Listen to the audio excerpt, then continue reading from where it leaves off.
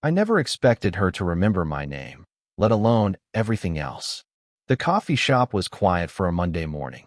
Just the usual hum of the espresso machine and the occasional clink of ceramic. I slid open the glass door and nodded at the barista, who gave me that small, knowing smile like she'd been waiting for me. I was here every day at exactly 8:15 a.m. to grab a black coffee. No sugar, no fuss. Not because I loved the place, though the smell of fresh beans was nice, but because it gave me a moment to breathe before the day started. Before I put on my work face. Today, she was already behind the counter when I came in. The woman who managed the shop, or maybe owned it, I wasn't sure. Mid-40s, maybe a little older. Her hair was pulled back loosely, a few strands escaping to frame her face, and she wore glasses that caught the light whenever she glanced at me. "Your usual?" she asked without looking up. I nodded, setting my jacket on the stool beside the counter. She didn't say much after that, just moved with quiet efficiency, measuring the grounds, tamping the coffee, and steaming the milk for the table next to mine. When she handed me the cup, her fingers brushed against mine just briefly, and I caught my breath without meaning to. I took my coffee to the window seat, folding my hands around the warm cup, watching the street start to stir. People hurried by, heads down, headphones in. I felt alone even among the crowd, a feeling that had settled around me like a well-worn coat. There was an unopened text on my phone from last night, just her name and a question mark. I'd read it twice and hadn't replied, partly because I didn't know what to say, partly because I wasn't sure if I wanted to.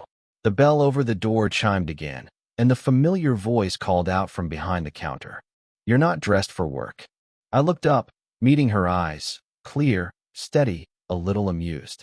I wore my usual, faded jeans and a worn-out jacket, clothes that said off day even though I was supposed to be at the office by 9. I shrugged, leaning back a little, fingers tapping on the table. Maybe I came for something else. She paused, folding a napkin slowly, her gaze flicking toward my hands. The moment stretched, neither of us rushing to fill it. The clock ticked louder than I remembered, and the silence between us was too loud, but not uncomfortable. "Maybe," she said softly, almost a whisper, and then she smiled, the kind that didn't reach her eyes all the way, but still left something behind. I wasn't sure if it was an invitation or a goodbye. When I left, the street outside felt colder than before, but I carried her smile with me, quiet and heavy in my chest. I glanced down at my phone again. This time, the text was new. "Coffee tomorrow? Same time." And just like that, something shifted. I showed up the next morning just before 8. The shop smelled the same. Coffee, worn leather, and a faint hint of something floral she must wear. She was behind the counter again, a little less rushed this time, like she'd been waiting. "Black coffee?" she asked. I nodded, and without thinking, added, "You never ask if I want to try something else." She smiled, the corners of her eyes crinkling. Maybe because I like knowing what to expect. She handed me the cup, and this time, our fingers lingered together for a second longer. The warmth from her skin spread through my palm, and I looked away, suddenly aware of the quiet pounding in my chest. We sat at the small table near the window, the light shifting across her face as she stirred her tea slowly. "You know," she said, "I wasn't always running a coffee shop. I used to teach literature at the community college." I blinked, surprised. It wasn't something she'd mentioned before. "Why'd you stop?" I asked, folding my napkin like a bad habit. She hesitated, eyes flicking toward the window, then back. "Life changes. Divorce. My daughter started college, needed more from me than I could give while working full-time." Her voice softened, like she was telling me a story that wasn't finished yet. The words settled between us, a fragile weight. I swallowed, thinking about my own apartment, empty most nights except for the glow of my phone and the pile of unread messages I didn't have the heart to send. There was something risky about this. The years between us, her daughter around my age, the invisible line we both knew but never named.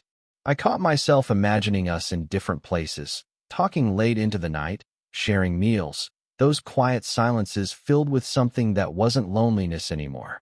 But then the doubts rushed in. Was it just a passing feeling? A mistake? She reached over and helped clear the table, her fingers brushing mine again. This time, I didn't pull away. We sat back down, silence stretching comfortably. Her gaze caught mine, softer this time. It's funny, she said quietly, how little moments can mean the most. I smiled, unsure if I was replying to her words or the way she looked at me. I don't know why that moment stayed with me. I thought later, maybe because it felt like someone finally saw me. The next day, I found her sitting at the same table, reading something on her phone. I hesitated at the door, the usual comfort of the place feeling different. She looked up as I walked in, but something in her eyes shifted. Just a flicker, maybe, but enough to stop me cold. Coffee? I asked, trying to sound casual. She nodded, but didn't move to get it. Instead, she tucked a loose strand of hair behind her ear, fingers trembling slightly. I sat down, the chair scraping softly against the floor. We both stared at the table, the space between us suddenly wider than it should be. There was a pause, filled only by the hum of the grinder and the faint buzz of morning traffic outside. Then, without warning, the bell above the door jingled. A young woman came in. Her daughter, I realized with a sharp twist in my chest. She glanced around, caught sight of me, then smiled awkwardly and headed straight to the counter. I watched the older woman stiffen, lips pressed tight, eyes flickering away from me. The daughter's voice carried over the quiet. "Mom, I thought you were closed this morning." The older woman forced a small smile. "Just getting ready."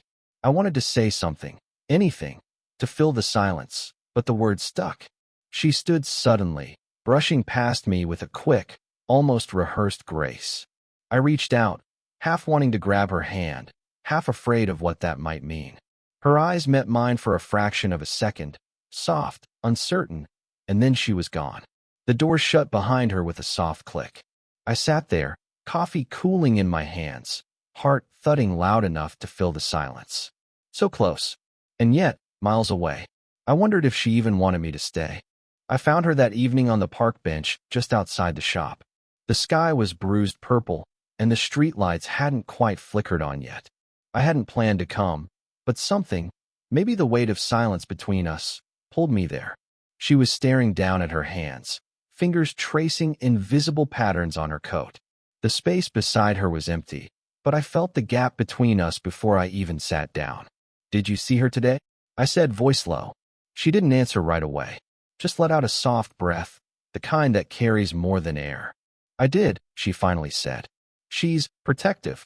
I nodded, folding my hands tight against my knees. "I don't want to be a problem."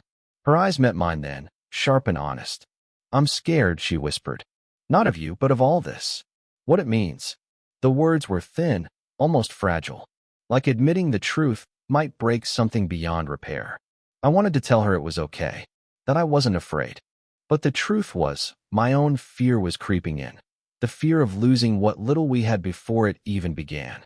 There was a pause so long I thought the night might swallow us whole. Then she said, voice barely more than a breath, "Do you think it's worth it?" I wanted to say yes, to reach out and close the space between us. But all I did was look down, heart hammering, and ask myself the same question. Is it worth it? The next morning, the coffee shop was quieter than usual, or maybe it was just her absence that made it feel empty. I waited by the door, hoping to catch a glimpse, but she didn't come. Days passed. No message. No sign. I found myself replaying the moments, the brief smiles, the almost touch, the shared silences, and wondering where it all slipped away. Then, I heard from a mutual friend, casually, as if it were nothing. She had a son, a teenager, divorced years ago, but never talked about it.